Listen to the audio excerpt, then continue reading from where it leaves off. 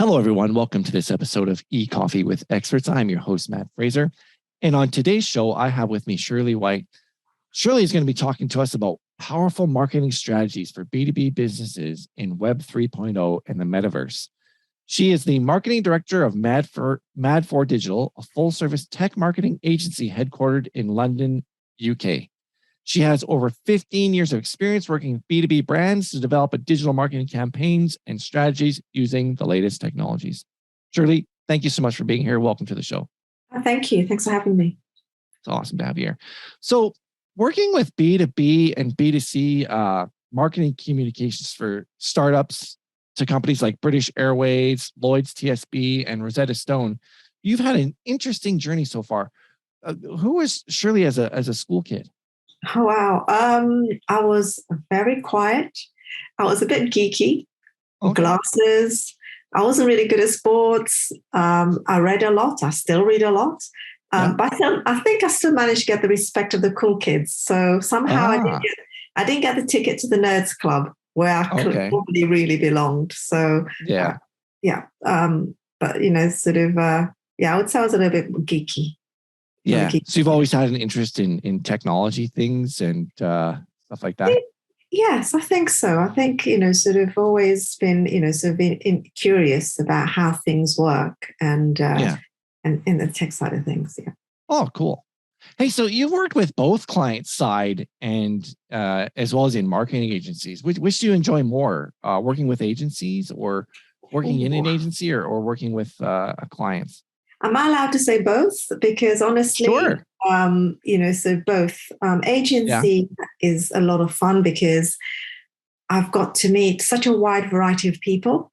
And over the past years, I've got to work on some great projects from crypto, blockchain projects to more traditional. So having a whole mix. But then on client side, it's, just I've worked with some of the top marketing agencies in the world and top talent and learned so much from them and also got to travel and experience a lot of different cultures. So both have been quite good fun. Cool. What was it like working at Rosetta Stone? Rosetta Stone was really fun. They were headquartered in the US. So I was in the European office, which is based in London. Oh, yeah. And it was interesting because at the time, Rosetta Stone was a CD product. So I went through that whole transition. Suddenly, right on the cusp of moving from CD to a digital product. So it was so for me, it was a really interesting time to be part of that transition and really moving much more towards an e-commerce business. Was very much part of my brief and was really central to that. So it was really exciting from CD to digital. That's really neat. A big part of that. Yeah. When I look back, that's a huge transition and probably opened the door up for growth. Absolutely. Way more. Yeah, no, absolutely. We certainly opened up the door in terms of new segments, new consumer segments. The CD product spoke to a very different consumer group, mainly corporates, whereas the digital product suddenly started reaching a much wider consumer group, including sort of schools and kids, and, teenagers. Those digital nomads that were traveling and needing to learn in country. It opened up a whole new segment. By the same time, with digital, it meant that there were other competitors. So there were other. A few other competitors, German competitors who I will not name, were really very, very aggressive in the market with their digital as well. So it's very interesting. How have the things that you learned at Rosetta Stone in marketing impacted you today? I think it's certainly built the foundations of my e-commerce expertise and how I develop my strategies moving forward. And certainly in terms, and the main thing is not keeping still. With Rosetta Stone, it was a constant testing and learning. We were redesigning the site every year because based on how were people navigating the site, what were they, where were they going, what pages they were using, when did they drop out? And all that learning went back into redeveloping and refining the site. So optimizing the website constantly. And that was, it wasn't a build a website and that's it. And off you go. It was constant change, constant updates.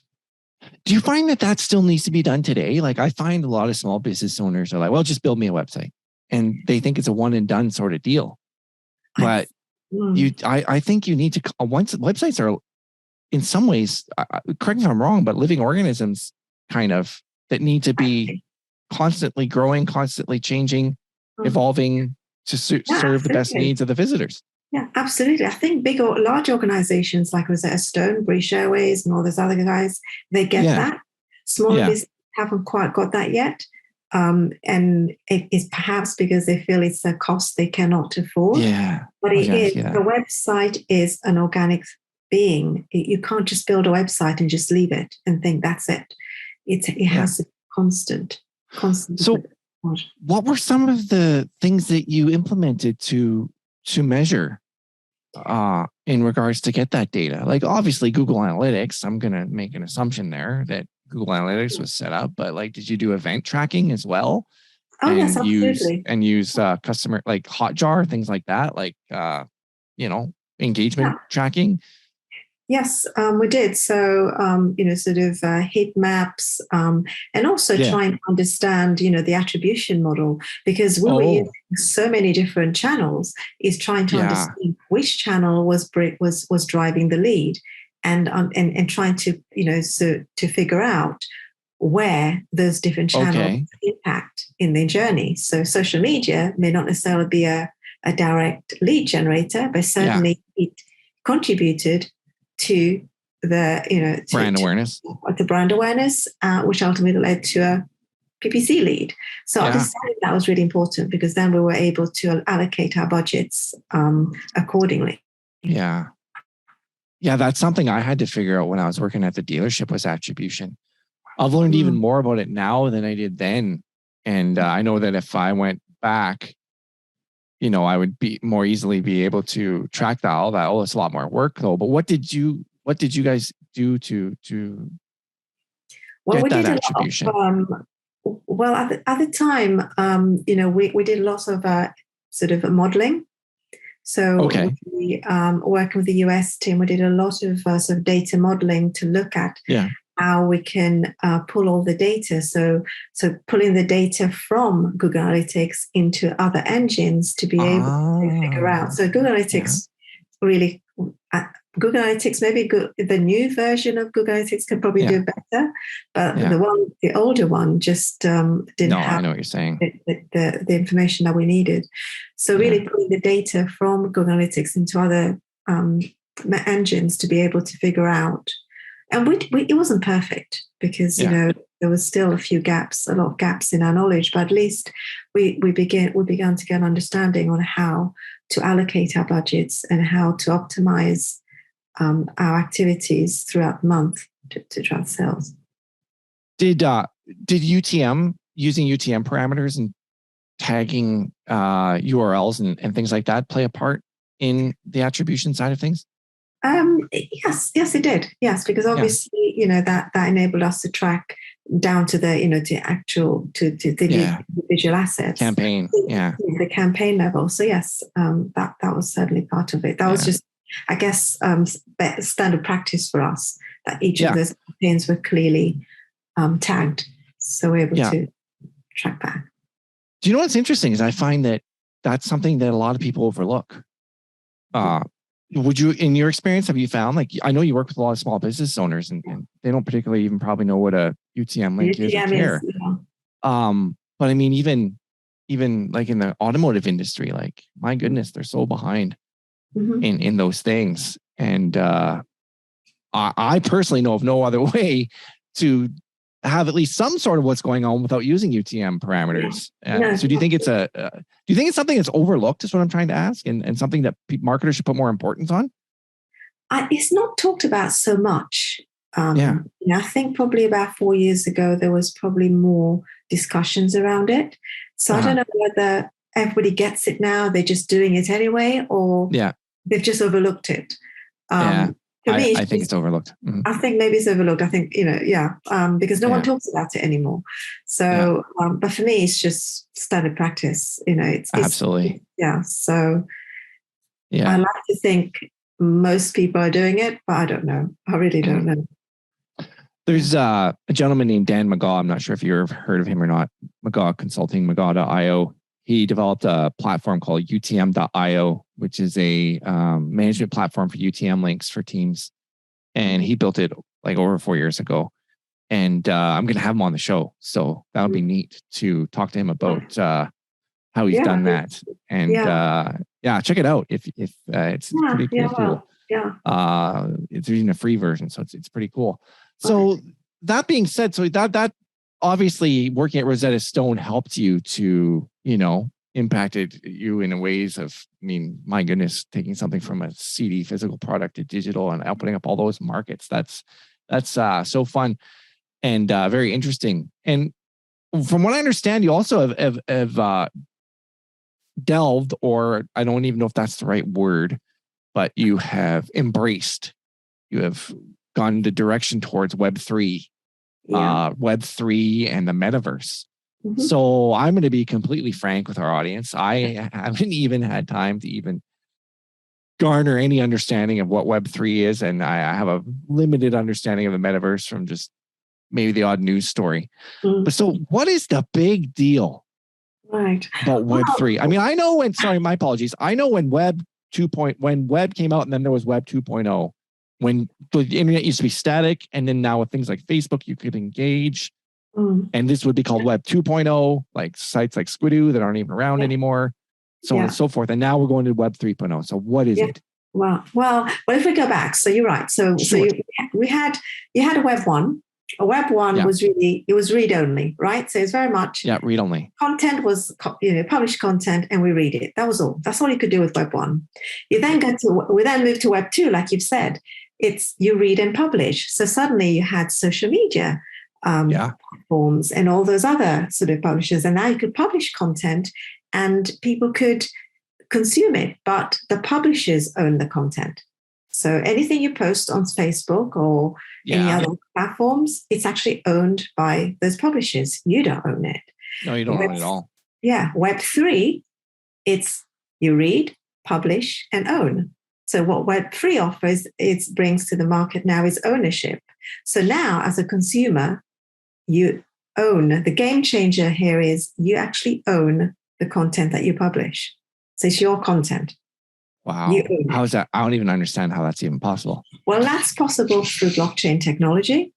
So again, blockchain in very simple terms, and in using sort of tokenization and all the tech and smart contract enables people to own their assets. So when we're talking about, if I bring in now NFTs, if we talk about NFTs, which are non-fungible tokens, which you probably heard about. Oh, I have, Yeah, those are very much digital assets, which through blockchain gives the individual who owns that NFT complete ownership, and it's immutable because it's no one else. It's locked on the blockchain. Interesting. What's to stop someone from just taking a screenshot, like the NFTs, like the funny monkey or whatever it is? What's like my dad didn't understand it. It's like, what the heck? How can, when you can just take a screenshot, it's like people going to sue other people for using the rights to that image because they own the NFT for it? The thing is, in terms of when you're looking at ownership of that image, there's a contract. And that ownership of that image is allocated to you, and you can prove that image. Yeah.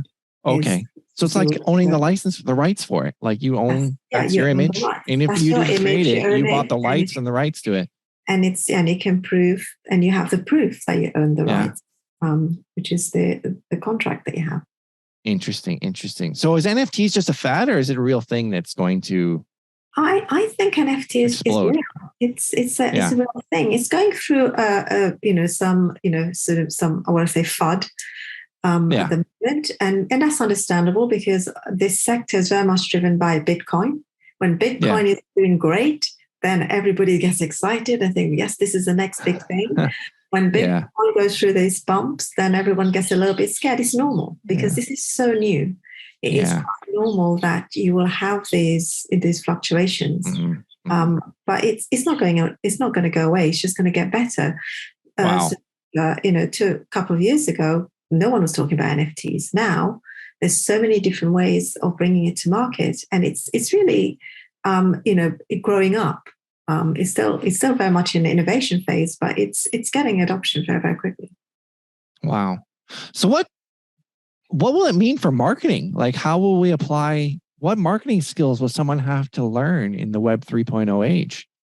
From your experience thus far. Yeah. I think the main thing with Web3, because of this whole ownership and transparency, it's all around building communities. So that's so the focus is on you've got to build you've got to harness a community. So therefore, social media is probably one of the key digital skills that you would need in terms of building the community. But all the other digital marketing skills are still relevant. So all the Web2 skills, PPC, SEO, SEM, those are still relevant because you still need to grow, to grow your market. And email is going to become really important because email allows you that one-on-one build. Because, like I've mentioned before, with at the moment with social media, you may have 1 million fans, but do you have 1 million? All of them? Yeah, you don't. I know what you're saying. No. So, that's where, that's the challenge for marketers. You've got to own that relationship. Yeah. It's like you could have on YouTube, you can have 1 million subscribers, but only 100 people watching your videos. Subscribers to me means nothing. It's like, how much you have 1,000 or 1 million subscribers and nobody watching your show. So, it's not a KPI to pay that much attention to, although, if you want ego or for ego purposes, sure. What do you think it's going to mean for B2B, for what's it going to mean for businesses, the Web 3.0? Like so first of all, you've talked about community. So people should be talking about how to build a community. And I've noticed that Facebook groups are just, everybody's, maybe in the last 2 years since the pandemic happened, or even before that, Facebook groups seem to be a very good way to build a community. It's like people used to think, well, I'm going to build my own forum. It's like, well, why bother now? It's a waste of time. People don't even want to go to your forum. They're on Facebook already. Go to where they are.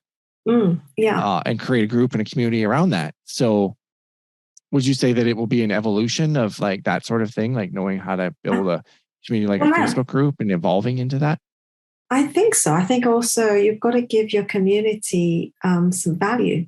So it's not just they've got to have a stake in that relationship. So it's not just a one way. Where at the moment with the communities, we're just publishing content, and occasionally we do get user generated content, which is where you've got the engagement, but it's still very small scale. With the communities in Web3, you've got to give them value.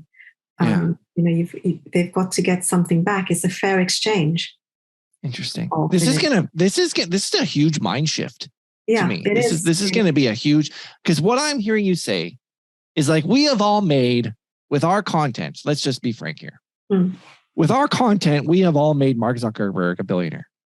We've made him one of the most richest people in the world because of our content. Yeah.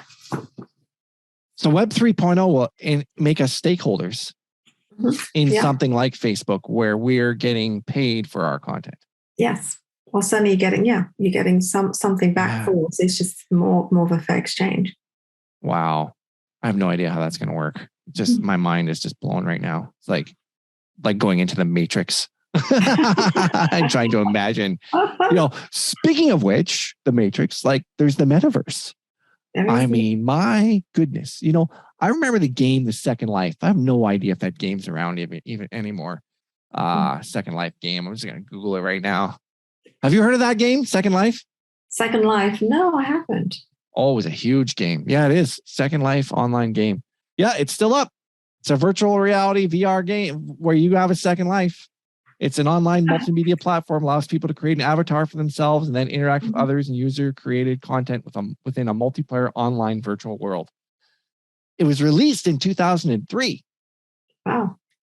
Which is amazing. Okay. But anyway, but the metaverse, is the metaverse like an extension? Like, is it similar to what I just said to you about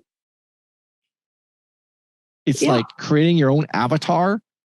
Well, you can. I mean, you know, sort of, you know, in that sense, if you're looking at gaming, yes, you can. You can create your own space on the metaverse. I guess a good example of that would be Snoop Dogg, right? Snoop Dogg bought a piece of land on the metaverse. Basically, he bought a space. He bought a space on the metaverse, which has now. He owns it, and now everyone is buying real estate on the metaverse next to Snoop Dogg's estate. Wow. Sorry? When you buy land, though, usually somebody owns it. The government owns it, or somebody else. But this is virtual. So who did he pay to buy it in the first place? This would pay on the blockchain, right? So you've got... So this is all on the blockchain. Wow. So then we have to explore what the blockchain and how that all works. I'm not sure if we're going to be able to. No, and I don't think I'm the best person. It's complicated. I don't think I'm the best person. It is.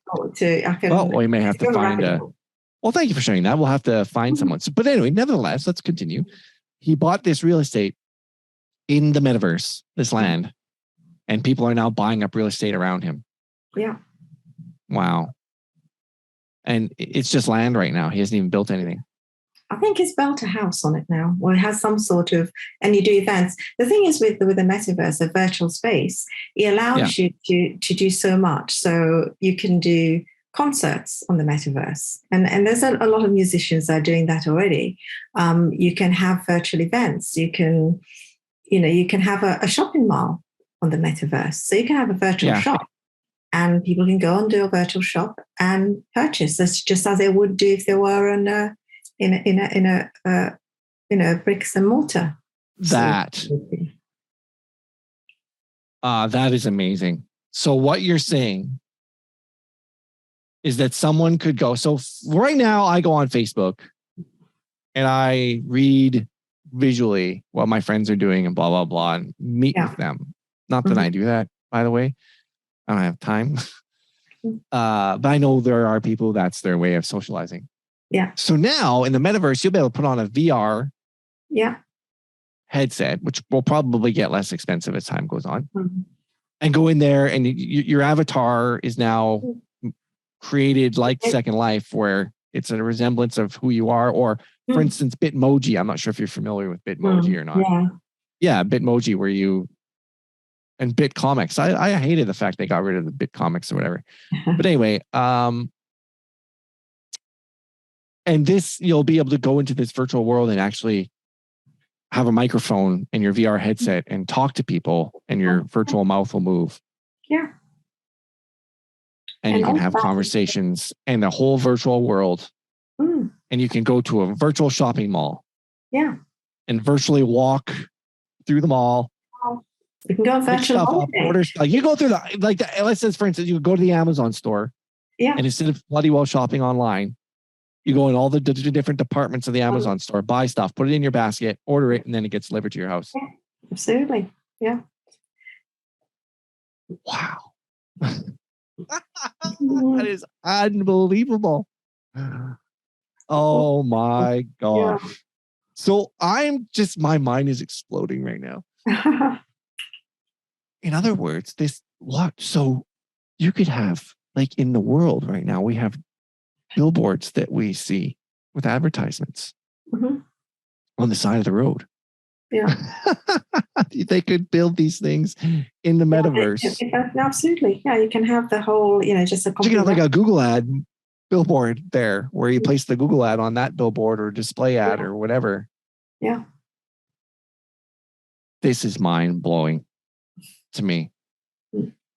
The opportunities are just unbelievable. It's unbelievable. It really is. And because, and that's where it goes back to that individual ownership, because with that, you're able to have a much more direct engagement with the individual. You know the individual, you'll have, wow, much more. And then you can converse with them with their email and build relationship. Yeah. Does anybody know how much Snoop Dogg paid for this? No idea. Land? No idea. No idea. But is this is it millions of dollars to purchase this land, or what is it? I honestly don't know. I think the main point here is that a lot of this is happening in the entertainment world because that's where they can be much more experimental.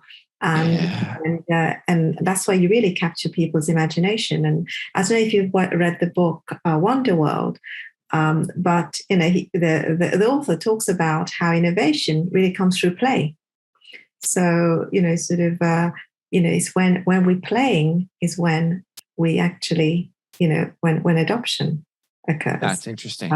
Which is why a lot of this is happening in the gaming world, in the entertainment world, because I think the quote, if I remember rightly from the book, is innovation happens when people are having fun playing. And that's so true. That is so true. Is it by KR? Is the book by KR? I can't pronounce his last name. KR Bygden? Might be Wonderland. Is it called Wonderland book or Wonder World? Wonderland. I'm just... Sure, no problem. Yeah. I usually have the book next to me, but I've moved it. Oh, okay. Yeah, I apologize. I'm trying to find it. It's Wonderland, when play makes the modern world.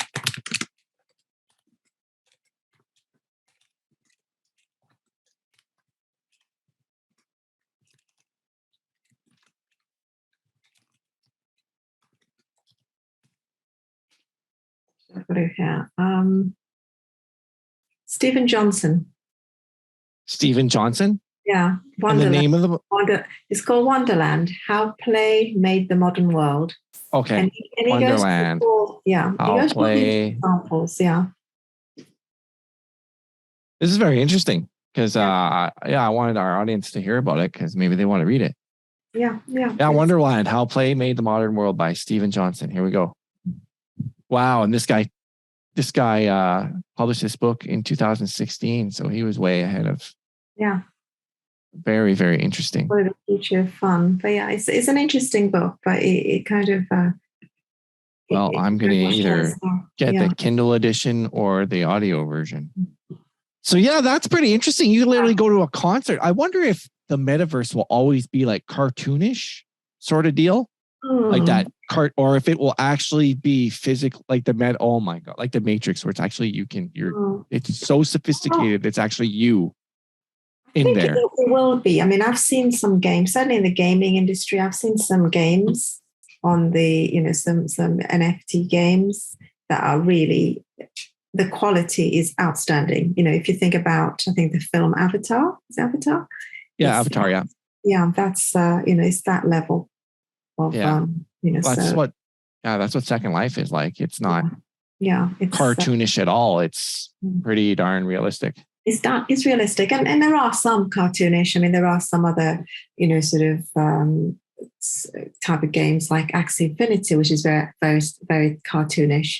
And that's right for that audience. So it can go as sophisticated as it needs to be. That's just unbelievable. So you'll be able to visit entire worlds and different places and different without even leaving your home. Yeah. You could probably go swimming in the ocean without having to breathe air. In some, just the possibilities are just unbelievable. So for business, I can see how entertainment, people going to conferences or, it's mind boggling. For instance, you used to have the Nintendo Switch with bowling and tennis, playing tennis, you know what I'm saying? Yeah. This will be everybody has their own virtual headsets and can go bowling. They can go bowling, or like you said, they can be in their home in a conference. Yeah, or in a conference. Yeah. But the bowling side of things, they have ads on the sides of the walls in bowling. Those ads could then be placed in there for people to be able to see for brand campaigns. Exactly. And no two person they may not see the same ads. Oh, shut the front door. Yeah, that's right. Well, but will that still be possible? Because there's this whole privacy thing that people are like cookieless browsing and all this stuff that people are. I wonder how they're gonna. Wonder how the powers that be, whoever is going to start trying to enforce. Yeah, I suppose it's that permission-based marketing, isn't it? So yeah, absolutely. It goes back to that community. What's the exchange? What's the value you're giving to them? Why would they give you their data? What's value to them? So that so permission-based marketing will become very important. Yeah. Interesting. Again, that's a book written by Seth Godin. That whole principle. I'm gonna have to read that book. I haven't yet, but I want to.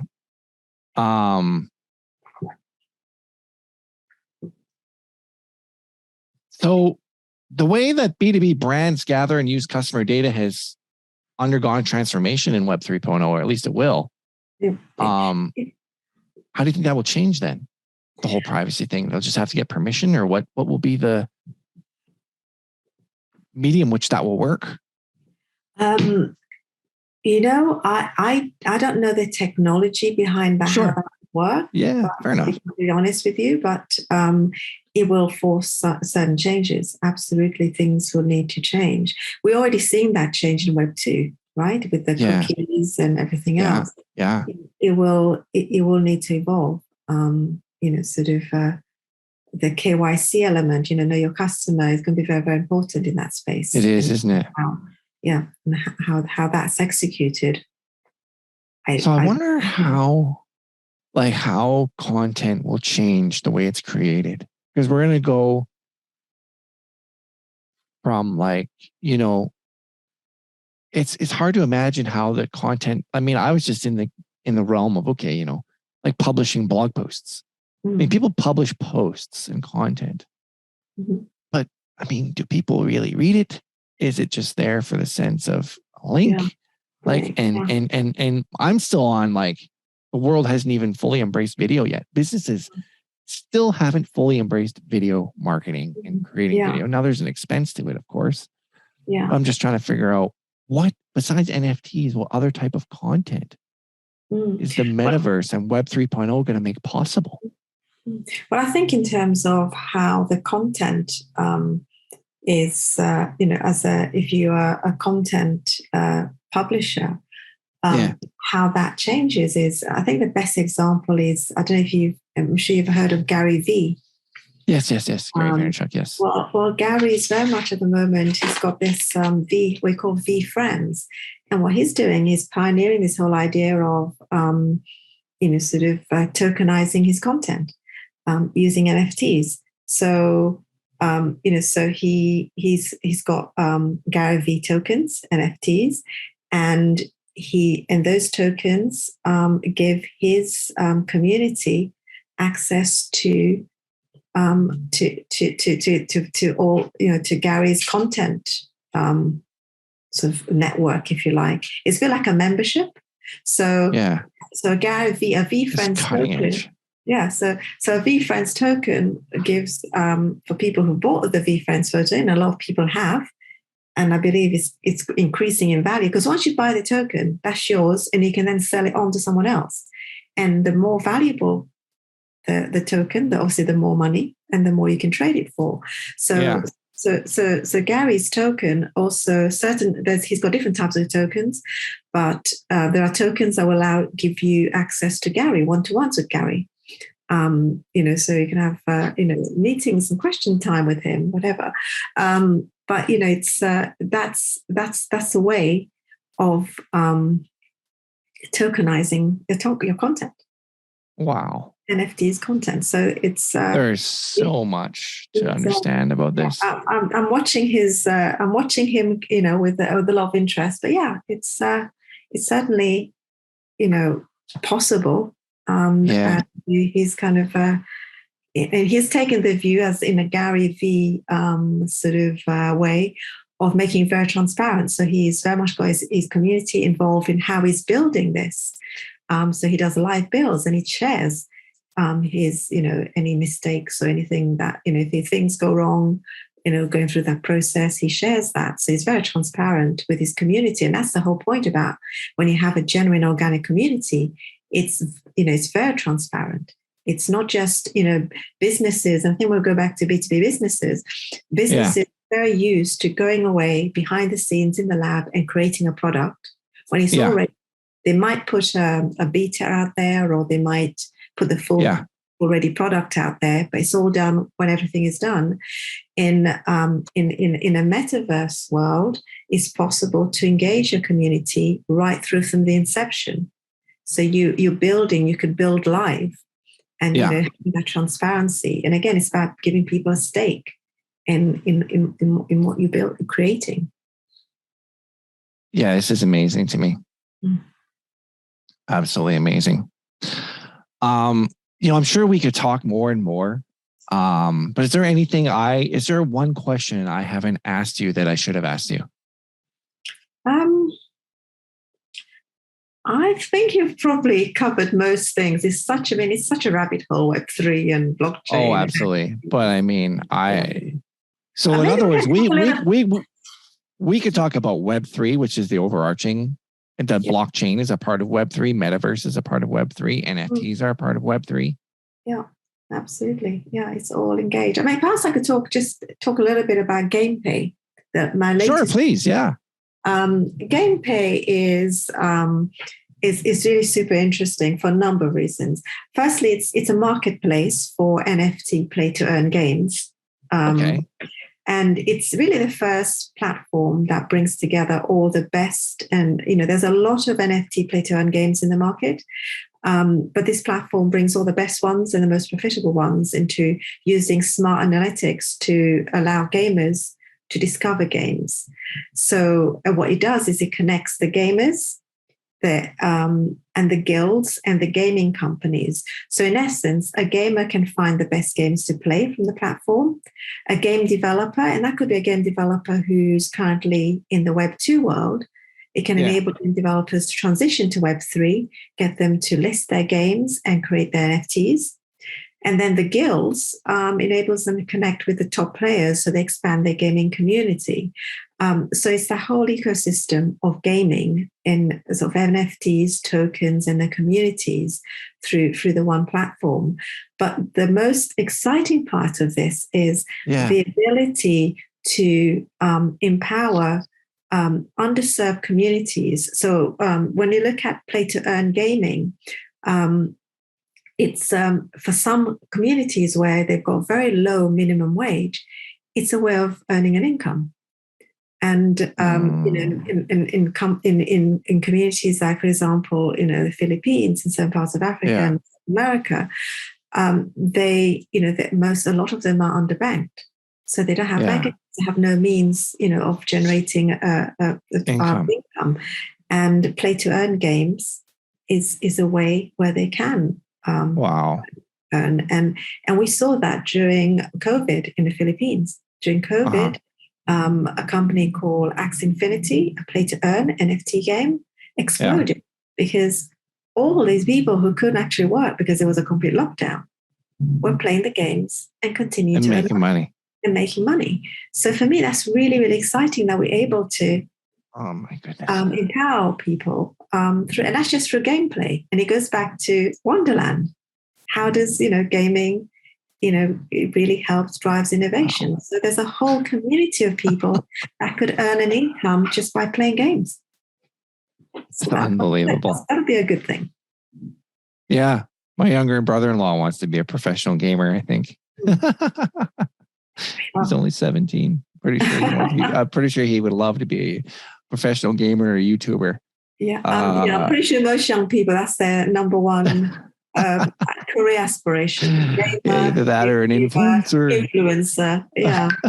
They want to get paid without doing anything is what they want to do. Yeah. But, I'm of the opinion you need to bring value first in order to get rewarded for that value. So I guess the value that they're bringing to this game is their involvement. Absolutely. So they get rewarded. Yeah, they're getting rewarded for their time in the game. And the way it works is, you've got your NFTs that you use within the game, and that NFT is in value. So when you win, so you play, you win, the more you win, the more value, the more valuable your assets become. And that's where you can trade and sell your assets and earn money. Wow. I'm ready to jump into the metaverse. Hey, it's been I'm going to keep it all up and play games all day. It's been an absolute pleasure having you here. There's so much more we could explore. Perhaps we can have you on another episode to explore other aspects of this further. But where can our audience, our listeners and viewers connect with you online if they want to do so?